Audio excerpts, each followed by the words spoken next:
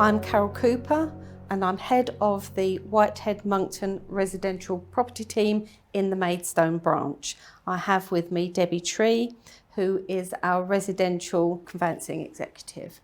And we're going to talk today about indemnity policies and when we would be asked to put one on risk.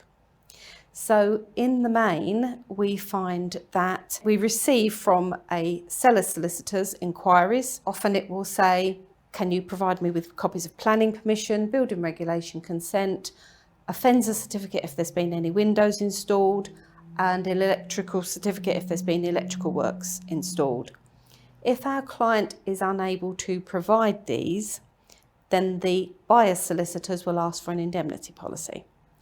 So that would be one of the main things. There are numerous others, but we find that these are the most regular. So Debbie, what would be the normal indemnity policy that you would put on risk? What would it be for?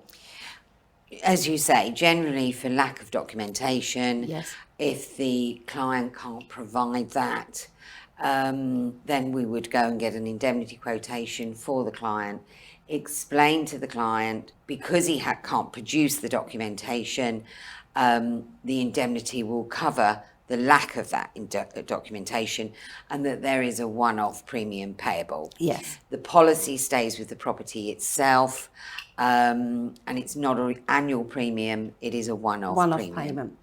So from the seller's point of view, we offer that policy because we need to get the property sold and the buyer solicitor wants to protect their client.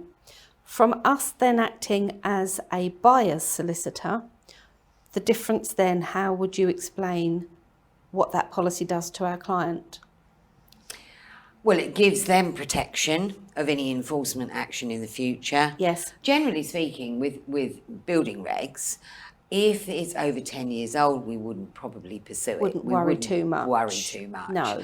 If it's an alteration or an addition that's been carried out to the property that was done 20, 30 years ago, I think you could possibly take a view on it. That's right. Anything under 10 years, then you would definitely want the policy, including planning if you wanted that, if the alteration or addition had been carried out within 4 years. Yes. The other common one is the restrictive covenant indemnity. It is. But I think what as well we tell our client generally is that once you've got an indemnity policy on risk and you have the benefit of that policy, in the event that, for example, the council will come along and say the window was installed, say it's we've got a listed building or property within a conservation area. There's a window being installed. It doesn't fit with the type of property or the type of area. That isn't what the council want, and you've got to replace that window.